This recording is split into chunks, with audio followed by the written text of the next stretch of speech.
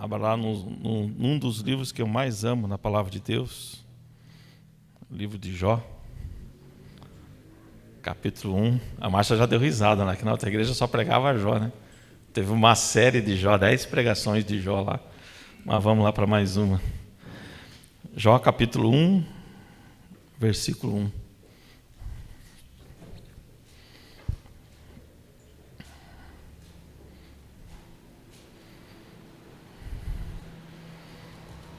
Jó vem antes de Provérbios, antes de Salmos. Jó capítulo 1, versículo 1. Diz assim a palavra de Deus: houve um homem na terra de Uz, cujo nome era Jó. E aquele homem era perfeito e íntegro, e alguém que temia Deus e afastava-se do mal. E nasceram-lhe 7 filhos e 3 filhas. Sua posse também era de 7.000 ovelhas, 3.000 camelos, 500 juntas de boi e 500 jumentos, e muitíssimos os seus servos, de modo que este homem era maior de todos os homens do Oriente. E seus filhos iam e festejavam em suas casas, cada um no seu dia, e mandavam chamar as suas 3 irmãs para comerem e beberem com eles. Feche teus olhos. Pai querido, em nome de Jesus, Senhor, nós lemos a Tua palavra, Senhor, te pedimos, ó Deus, fala conosco, Senhor, nesta noite. Fala conosco, ó Pai, precisamos ouvir a Tua voz, ó Pai. Queremos ouvir a Tua voz, Senhor. Ó Espírito Santo de Deus, Tu tens toda a liberdade, Senhor, de falar aos nossos corações.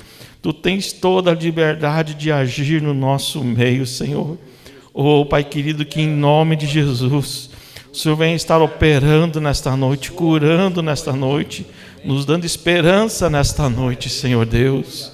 Ó Pai querido, te peço isso em nome de Jesus. Amém?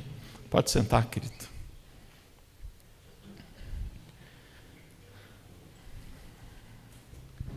Essa semana passada eu fui convidado por um amigo meu para pregar na sua igreja, né? E o tema lá da campanha que ele está fazendo na igreja dele era derrubando gigantes, ou vencendo gigantes. E quando você pensa, né, vou vencer um gigante, a primeira coisa que vem, pelo menos na mente de um pastor, é Davi e Golias, né? Tá lá o gigante, Davizinho, né, um jovem raquítico e tal. E eu comecei a orar a Deus e não foi por aí, comecei a meditar na palavra.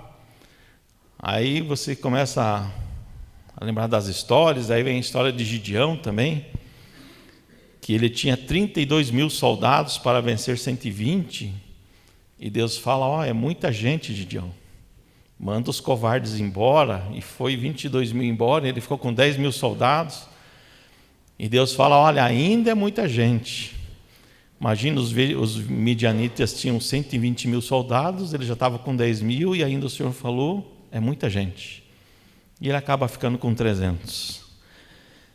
Seria mais uma história para pregar nessa noite, sem falar de Josué, da queda de Jericó, e tantas batalhas que ele teve quando entrou na terra prometida, né? Contra Ai e tudo mais. E eu via que a mensagem estava indo para outro lado, não era desses caras que você vai falar, não é desses gigantes que nós vamos vencer. E eu comecei a me lembrar das mulheres que venceram grandes barreiras. Sara, Rebeca, Raquel, a esposa de Manoá, que é a mãe de Sansão, Ana e Isabel. Todas essas mulheres venceram grandes batalhas, porque todas elas eram estéreis. Todas elas não podiam ter filhos. E eu podia pegar qualquer uma dessas histórias, e dentre tantas outras, mas me veio no meu coração justamente falar de Jó. Uma história conhecida, que até quem não é cristão conhece. Mas quando eu comecei a estudar o livro de Jó, e tem tanto, que eu falo para os meus alunos, tem tanto maná escondido nesse livro que nós não nos atemos a ele. Todo mundo só fica no começo da história e no final. Deus deixou Satanás agir e no final Deus recuperou tudo. Mas durante o livro de Jó, em todos aqueles diálogos e tudo mais, tem muito maná escondido. Lá fala da sabedoria. Lá Jó falou algumas frases que Paulo vai falar depois. No livro de Jó também tem duas bestas que saem, né? Uma sai da terra e outra sai do mar, está se referindo a Apocalipse. Jó está falando de Jesus também, está falando de vida após a morte, que Paulo também fala nas suas cartas, e tantas outras coisas. Eu acho que seria até bom um dia nós fazermos aqui, né, no nosso estudo, quando acabar esse que nós estamos tendo, falar sobre Jó. De tanta coisa que tem nesse livro, tanto maná escondido que é bênção para mim e para você. Mas logo quando a gente começa a ler aqui o capítulo 1 que nós lemos, ele começa falando a respeito de Jó. Primeiro ele fala que era um homem íntegro e reto. E quando eu fui meditar nessas palavras, o que é íntegro? O que é reto? Íntegro é como se fosse uma pessoa incorruptível, uma pessoa honesta. Ele é imparcial, para ele é sim, sim e não, não. É uma pessoa justa, é uma pessoa firme na sua decisão. E quando eu vou para a palavra reto, né, quem gosta de matemática é uma linha reta do ponto A ao ponto B.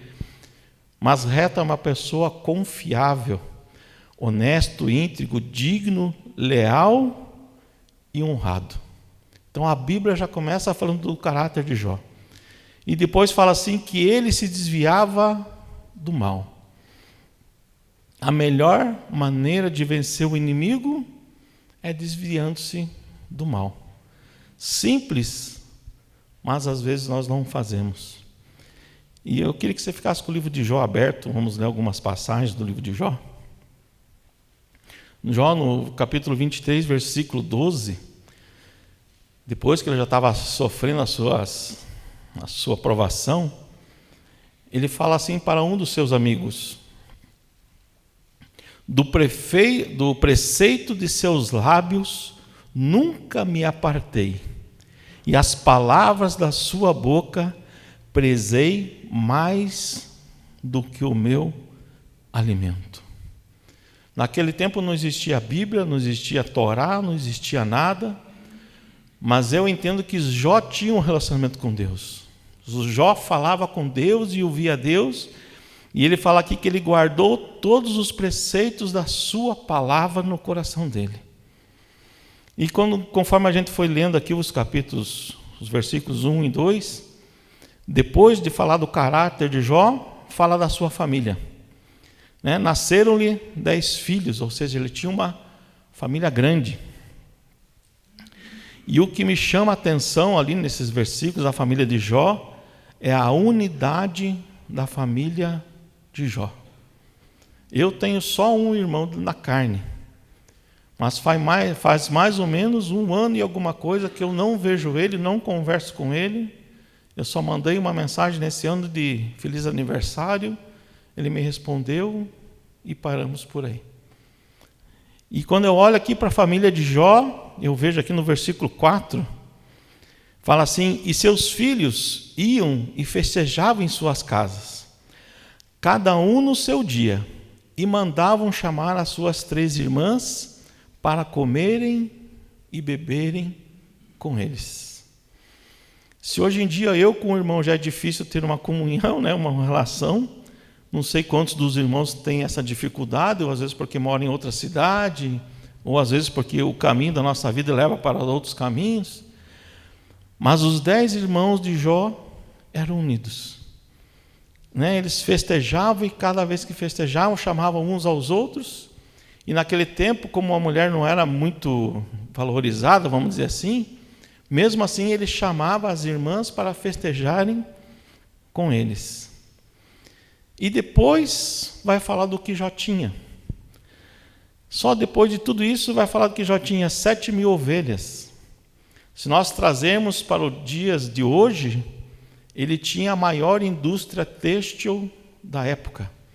Porque as ovelhas davam lã, então ele fornecia roupa, vestimentos para muita gente. Ele tinha 3.000 camelos. Para atravessar o deserto na época, era o melhor animal, porque não tinha sede, né? Então, se fosse nos dias de hoje, ele tinha a maior transportadora da época. Ele tinha 500 juntas de boi. Juntas de boi era para arar a terra. Então você começa a imaginar 500 juntas de boi, quantas pessoas ele tinha ao seu serviço. Com certeza, se somar tudo isso daqui, já deve dar umas 600, 700, 1000 pessoas ao seu serviço. Então, se fosse nos dias de hoje, as jumentas de boi seriam como um trator e tudo mais, né, colheitadeiras. E diz a palavra de Deus que ele tinha 500 jumentas, e essas jumentas eram jumentas brancas, jumentas raras, e ela servia para o transporte pessoal. Então Jó tinha muita gente também ao seu serviço. Então, no começo do texto, fala do caráter de Jó, do que ele temia Deus e se desviava do mal. Depois do texto fala sobre a sua família, a união, sua esposa, seus filhos. E depois ele fala dos bens de Jó. E por que essa sequência? Porque primeiro Deus trabalha em você, em nós, em mim, para depois nos entregar algo. E se essa frase não faz sentido, lembre-se de Abraão. Em Gênesis 12:4, Deus fez uma promessa a Abraão. Que ele sairia daquela terra e dele faria uma grande nação. E em Gênesis 12:4 fala assim: assim Abraão partiu como o Senhor lhe havia falado, e Ló foi com ele. E Abraão tinha 75 anos de idade quando partiu de Harã. Então ele recebeu uma promessa de Deus aos seus 75 anos de idade. E isso só foi cumprir na sua vida 25 anos depois.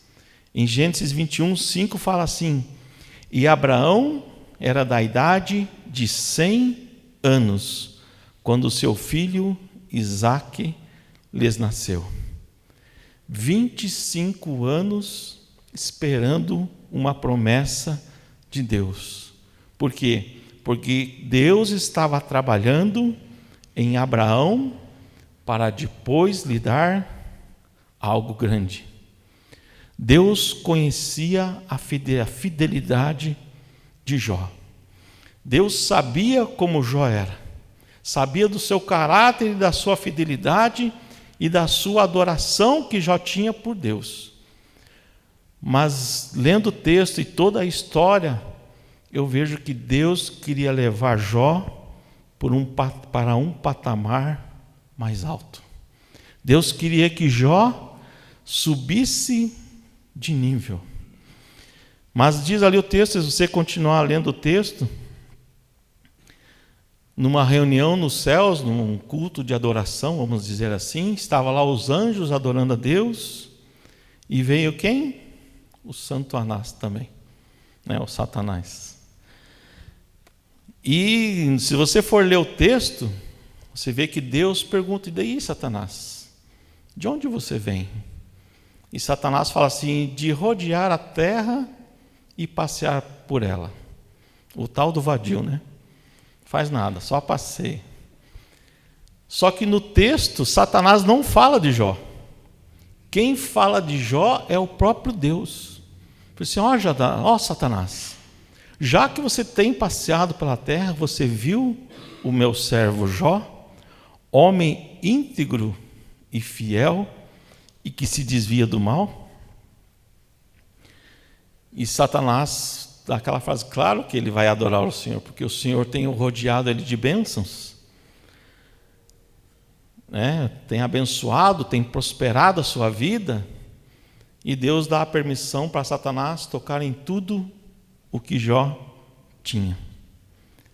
Aí eu fico me perguntando: e se tivesse uma outra reunião no céu, entre Deus e Satanás, será o que Deus ia falar assim: viste o meu servo Emerson? né? Agora tira o meu nome e põe o teu nome. Se Satanás viesse falar, será que Deus ia tomar a iniciativa e falar: viste ao meu servo Jó? Ou viste ao meu servo Emerson, como ele fez com Jó? Né? Como ficaria essa reunião? Como ficaria essa reunião? E Deus dá essa autorização para Satanás pôr as mãos em Jó. Então, o que estava acontecendo na vida de Jó, nós sabemos, mas Jó não sabia. O que estava em jogo nessa reunião entre Deus e Satanás era justamente a reputação de Deus e não de Jó. A reputação de Deus estava na mão de Jó. Porque em toda a palavra, a única pessoa assim, acho que teve duas, se não me engano, mas que o próprio Deus fala, além do seu filho, né? Eis o meu filho, que Deus elogia Jesus.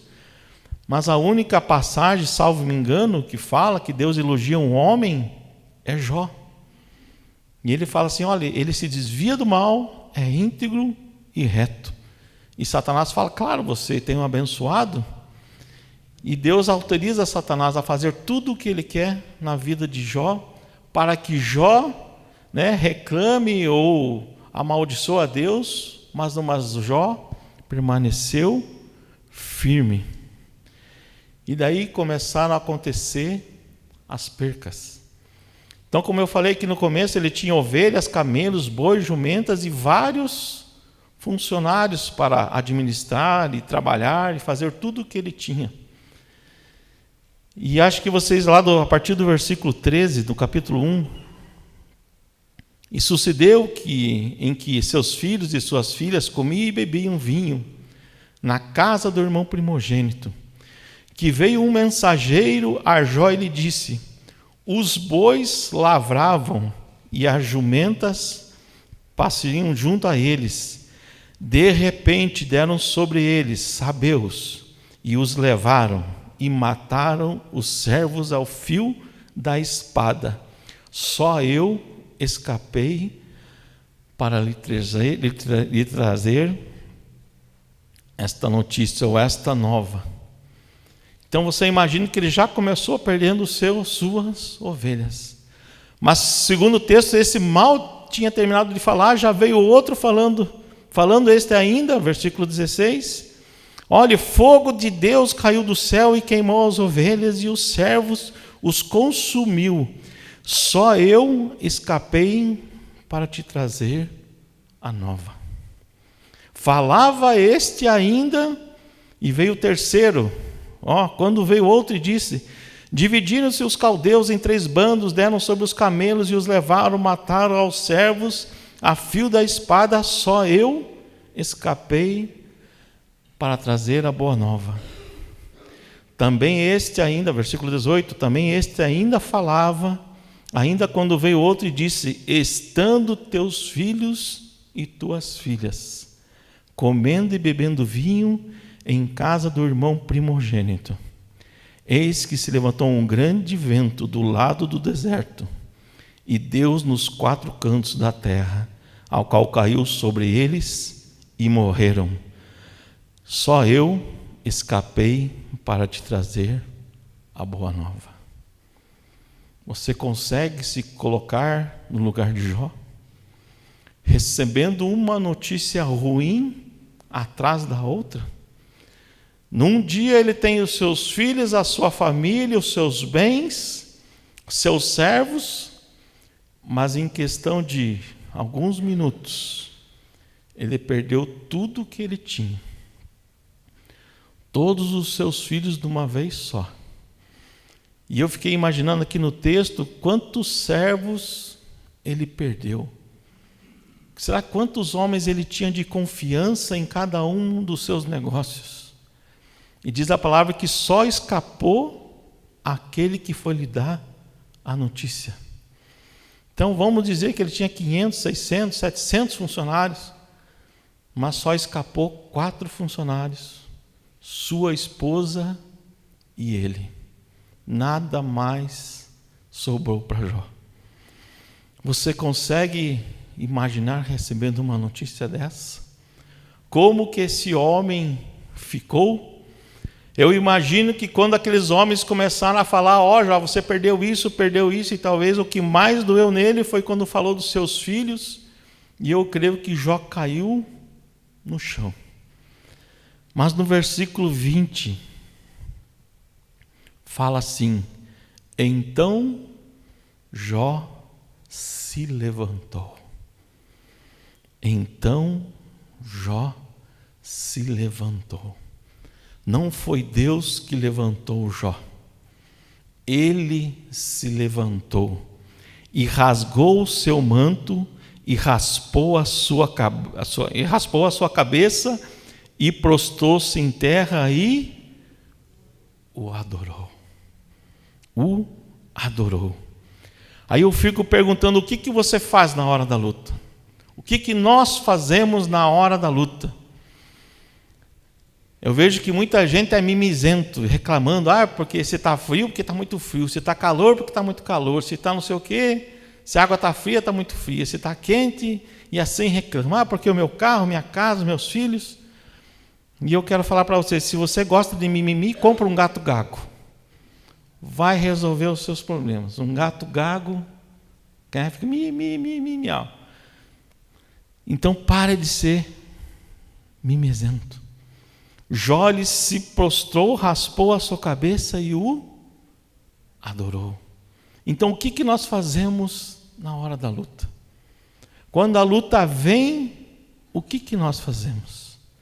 Nós reclamamos, murmuramos ou adoramos? E eu quero falar para você que a murmuração é a canção que o inferno quer vir nas nossas vidas.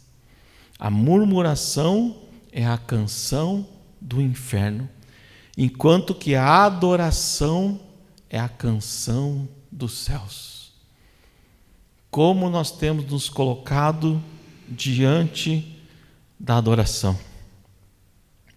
Então, como eu falei, com certeza Jó, quando recebeu as notícias, ele caiu, mas ele se levantou.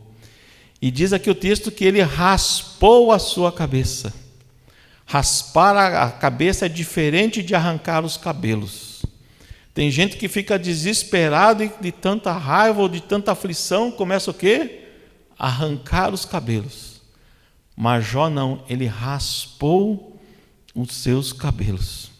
E quando uma pessoa raspava a cabeça na Bíblia, ele tinha um propósito, que era adorar a Deus. Ele adorou a Deus, talvez no pior dia da sua vida. Jó é o clamor do espírito humano, o profundo clamor de alguém que luta desesperadamente para confiar em Deus quando tudo na vida está desmoronando. Tem situações na nossa vida que parece que tudo vai cair por terra. Parece que acabou. Esta semana mesmo eu estava até comentei com o pastor Haroldo, fiz uma viagem para São Paulo, voltei no final de semana, e eu estava com um probleminha no meu ombro, probleminha simples, e eu vim dormindo no ônibus, que eu vim de leito, e vim dormindo justamente no braço que estava doído. Mas eu não senti muita dor, deu uma pequeno incômodo, beleza. Na segunda-feira eu não atendi clientes, mas quando fui dar aula no instituto, eu acabei puxando um estrado lá para o carro poder sair. E no meio da aula, eu dando aula, e eu gesticulo muito nas aulas, e quando eu fui levantar com esse braço, me deu uma dor assim, forte. E eu não conseguia levantar o braço mais que isso. E eu fiquei perguntando, o que está acontecendo? E quando terminou a aula, eu já estava com uma dor insuportável, eu não conseguia nem levantar a mão para mexer no pisca do carro. E eu vim dirigindo só com a mão direita e trocando o pisca aqui. E já mandei uma mensagem para a Dora, falei assim, olha, prepara uma compressa de água quente, que eu estou com uma dor insuportável no meu ombro. E cheguei em casa, aquela dor, e eu sei que essa dor durou uns 2 dias. Teve um dia que eu não consegui dormir, fui dormir, era 5 horas da manhã, de tanta dor. E nós fomos numa médica, e a médica começou a falar, isso pode ser isso, né? Eu mostrei uns exames antigos que eu tinha, e eu lembro que ela falou assim para mim: olha, isso aí é igual uma lesão de um esportista. Se você não cuidar, você tem que ficar 6 meses sem trabalhar. Ela perguntou o que eu fazia, e aquilo ficou na minha cabeça: você vai ter que ficar 6 meses sem poder trabalhar para poder voltar ao normal. E quando a gente recebe uma notícia ruim, né, a nossa cachola começa a trabalhar. E eu não sei quantos % desse meu serviço é a nossa renda, mas eu sei que é uma boa parte. E eu já comecei a pensar: vou ter que vender a minha estética, vou ter que contratar um funcionário, porque 6 meses sem poder fazer força no braço. E eu comecei a pensar o pior. Só que a minha parceira falou assim: você já está curado em nome de Jesus. Eu creio que Deus já te sarou. Eu sei que semana que vem você vai estar melhor. E aquilo ficou martelando na minha cabeça. Eu falei assim: poxa, como é que eu, um pastor, vou me deixar de ser derrotado por falta de fé? E foi por isso que veio essa mensagem de Jó, né? Apesar das lutas, apesar da aflição que Jó estava passando, claro que a minha nem se compara à história de Jó, porque diz os teólogos que essa luta de Jó durou de 7 a 10 anos. Não foram dias, não foram semanas, não foram meses. Foram de 7 a 10 anos. E eu fiquei me perguntando: e agora, Senhor, será que isso vai acontecer? Eu até cheguei e mandei uma mensagem para o pastor Haroldo, falei assim: pastor, prega domingo que vem, porque eu estou sem condições. E foi acontecendo, fiz os exames, vou ter que ir ao médico ainda segunda-feira, mas o braço já está aqui, né, funcionando quase que 100%, sem dor alguma, sem nada. Mas o que me admirou dessa situação minha foi que a minha esposa teve mais fé do que eu. E o que nós podemos fazer? E aí vem justamente a segunda provação de Jó. Na dor, eu posso ser um adorador ou um murmurador. Eu podia estar falando assim: poxa Deus, e agora tudo aquilo que eu construí nesses últimos 7 anos, eu vou perder? Mas eu coloquei uma coisa na minha cabeça: se Deus permitiu isso, né? Vamos supor que eu tenha que fechar mesmo a minha estética automotiva. Para onde que o Senhor vai me levar? Eu creio que, independente da situação, Deus vai me levar para um outro nível mais alto. Deus está querendo me ensinar algo. E quando eu olho para Jó aqui, aí vem Satanás de novo, no capítulo 2, versículo 7. Fala assim: então saiu Satanás da presença do Senhor e feriu a Jó de tumores malignos, desde a planta do pé até o alto da cabeça. E o versículo 8: e tomando para si um caco, se raspava com ele, estando assentado entre as cinzas. Às vezes nós lemos muito rápido o texto, e tem certas traduções que falam que era um caco de telha. Não sei qual tradução que fala que era um caco de telha. Aí eu fiquei pensando: mas da onde que veio esse caco de telha que ele estava raspando os seus tumores? Aí você lembra da história do capítulo anterior, que a casa que estavam os seus filhos caiu sobre eles. Provavelmente esse caco de telha era da casa que matou os seus filhos. Não tem como afirmar isso, mas a gente começa a entender isso. E no versículo 9, capítulo 2, versículo 9, então sua mulher lhe disse: ainda conservas a tua integridade? Amaldiçoa a Deus e morre. E eu quero falar sobre a mulher de Jó. Duas coisas. Primeiro, a tradução que veio para o português. Na tradução, no original, a palavra é Baraque. Então ela falou assim, ainda conservas a tua integridade? Então, Baraque a Deus e morre. E quando nós somos na tradução dessa palavra Baraque, ela significa abençoar, ajoelhar, ser abençoado. Deixa eu abrir aqui. Ajoelhar, ser abençoado, abençoar-se, abençoar, ser abençoado, ser adorado, fazer ajoelhar, abençoar-se, louvar, saudar. É isso que diz a palavra Baraque. E na última opção da tradução é amaldiçoar. Então aqui há uma questão de tradução que ou ela pode estar falando isso mesmo, olha, amaldiçoa a Deus e morre, mas ela pode estar falando assim, adore a Deus pela última vez e morra. Porque é muito fácil julgar a mulher de Jó. Mas ela também enterrou 10 filhos juntamente com Jó.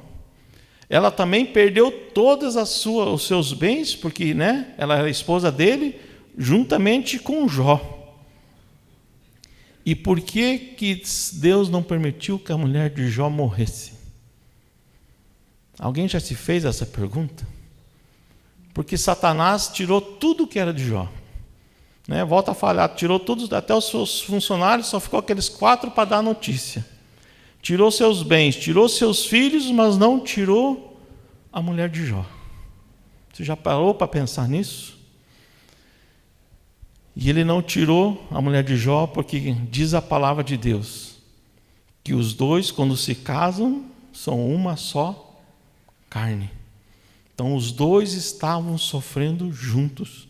Os dois estavam padecendo juntos. E Jó só era o que ele era também por causa da sua esposa. Porque Provérbios diz que a mulher sábia edifica a sua casa. Quando nós olhamos que os filhos se reuniam, faziam tudo aquilo, a mulher de Jó tinha um percentual de culpa, vamos dizer assim, era por causa dela. Porque ela era uma mulher sábia. Porque se ela destruísse a sua casa, talvez não ia ter a união com seus filhos. Então, antes de nós julgarmos a mulher de Jó, vamos olhar com outros olhos para ela. E depois de tudo isso, do final, ainda Deus lhe deu força para ter mais 10 filhos. E daí vem ainda não é por causa do horário, mas não vou falar dos amigos de Jó, mas lá no final do livro, Jó começa a fazer 16 perguntas para Deus. Por quê? Eu não sei o que você está passando, o que você está querendo de Deus, ou talvez uma aflição, e você esteja perguntando, por que Deus? Por que aconteceu isso? Por que está acontecendo isso? Porque eu, um justo, o Senhor permitiu esse mal na minha vida. Tudo isso está lá no livro de Jó. Ele faz 16 perguntas. Por quê? E depois Jó reclama 34 vezes.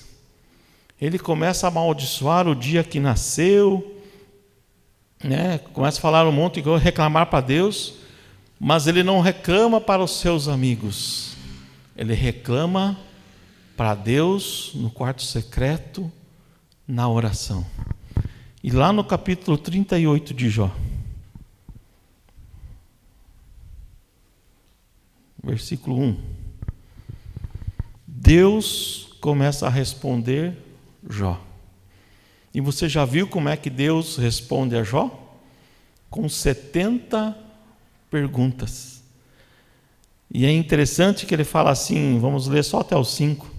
Depois disso, o Senhor, do meio de um redemoinho, respondeu a Jó. Não foi um redemoinho, um vento que matou os filhos de Jó? Não foi um vento que soprou na sua casa e matou os filhos de Jó?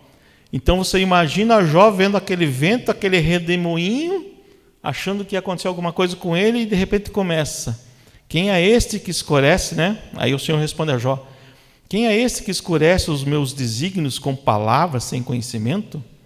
Cinge e põe os lombos como um homem, pois eu te perguntarei e tu me farás saber. Aqui Deus está mandando Jó ficar de pé para ouvir Deus falar. Onde estavas tu quando eu lançava os fundamentos da terra? Dize-me se tens entendimento. Quem lhe pôs as medidas, se é que o sabes? Ou quem estendeu sobre ela o cordel? E assim vai as perguntas. Mas eu quero ali no versículo 7. Quando as estrelas da manhã cantavam juntas e todos os filhos de Deus gritavam com alegria. Deus está perguntando: você sabe que hino eles estavam cantando quando eu estava criando a terra? Então, assim, para nós que estamos passando lutas, passando aflições, a verdadeira pergunta não é por que, Senhor, e sim, eu ainda creio no Senhor? É esse o gigante que nós temos que vencer, a incredulidade em Deus. Deus está cuidando de tudo. Desde o começo, Deus jamais abandonou Jó. Desde o capítulo 1, Deus nunca abandonou Jó, e corre todo o livro de Jó, os 30 e poucos capítulos, sem Deus falar nada. Deus estava em silêncio, mas Jó também nunca abandonou a Deus. Jó 16:19 fala assim: também agora, eis que minha testemunha está no céu, e o meu registro está nas alturas. Apesar de tudo que estava acontecendo, Jó confiava em Deus. E no 19:25 ele fala assim: porque eu sei que o meu Redentor vive, e que ele se levantará no último dia sobre a terra. Eu creio, apesar da situação, apesar da provação, mas eu creio. E eu quero dizer para você: vai passar. O que você está passando de sofrimento, Deus manda dizer: vai passar. Deus quer que nós subamos de nível. Deus quer que nós o adoremos mais, busquemos mais, porque vai passar. Jó 42:10. E o Senhor mudou o cativeiro de Jó quando ele orava por seus amigos. A primeira coisa que Deus restabeleceu na vida de Jó foi o sacerdócio. Deus não restituiu os seus bens, não restituiu a sua família, os seus filhos, os seus empregados, mas Deus restituiu na vida de Jó o sacerdócio. E o Senhor mudou o cativeiro de Jó quando ele orava para seus amigos. Também o Senhor deu a Jó 2 vezes mais do que ele tinha. Então vieram a ele todos os seus irmãos e todas as suas irmãs e todos os que antes o conheceram e comeram com ele pão em sua casa. E se lamentaram com ele e o consolaram acerca de todo o mal que o Senhor havia trazido sobre ele. Cada homem também lhe deu uma peça de dinheiro, e cada um brinco de ouro. Assim o Senhor abençoou os últimos dias de Jó, mais do que o seu começo, porque ele teve 14.000 ovelhas, 6.000 camelos, 1.000 jumentas de boi e 1.000 jumentinhas. Ele também teve 7 filhos e 3 filhas, e chamou o nome da primeira Gemina, e o nome da segunda Késia, e o nome da terceira Querem-Apuque. E em toda a terra não se achavam mulheres tão formosas como as filhas de Jó. E o seu pai lhes deu herança entre os seus irmãos. Depois disso viveu Jó 140 anos, e viu seus filhos e os filhos dos seus filhos até a 4ª geração. Então morreu Jó, velho e farto de dias. Amém? O nome das filhas de Jó. Só deixa eu achar aqui. Gemina, que é o primeiro nome da filha, significa lugares altos. Olha o nome que ele deu para sua filha: o Senhor vai me levar para lugares altos. A segunda filha, que era Késia, significa permanecer. Eu vou permanecer nos lugares altos que o Senhor me levará. E Querem-Apuque significa riquezas escondidas. Tudo isso tem para aquele que mantém a sua fé em Deus. Eu quero que o louvor venha e eu vou pedir para a Ju colocar um poema. Eu tinha visto esse poema quando eu tinha uns 16 ou 17 anos. E você vai me dizer se ele se encaixa na sua vida. Diz assim: Deus não me ama. Você não pode me obrigar a crer que Deus é bom. Essa é a única verdade na vida. Este mundo é produto do acaso. Como posso crer que Deus usará a minha vida? Tenho certeza de que Deus me abandonou. Nunca mais direi que Cristo ressuscitou dos mortos, mas que nunca hoje sei que o homem pode salvar a si mesmo. Temos de entender que é ignorância pensar que Deus responde orações. Os cristãos declaram que sem Deus o mundo mergulharia na escuridão. O mundo pode satisfazer as minhas necessidades e o fará. É uma mentira dizer que Deus sempre esteve presente na minha vida. Agora constato, não importa o que faça, a verdade é que Ele não me ama. Como posso presumir que Deus é bom? Agora constato que não importa o que faça, a verdade é que Ele não me ama. Como posso presumir que Deus é bom? E até aí, acabou? É isso que está acontecendo na sua vida? Mas agora, se você ler ao contrário, de baixo para cima, Deus é bom. Como posso presumir que Ele não me ama? A verdade é que não importa o que faça, agora constato, Deus sempre esteve presente na minha vida. É uma mentira dizer que o mundo pode satisfazer as minhas necessidades, e o fará. Sem Deus o mundo mergulharia na escuridão. Os cristãos declaram que Deus responde a orações. Temos de entender que é ignorância pensar que o homem pode salvar a si mesmo, mas que nunca, hoje sei que Cristo ressuscitou dos mortos. Nunca mais direi que Deus me abandonou. Tenho certeza que Deus usará a minha vida. Como posso crer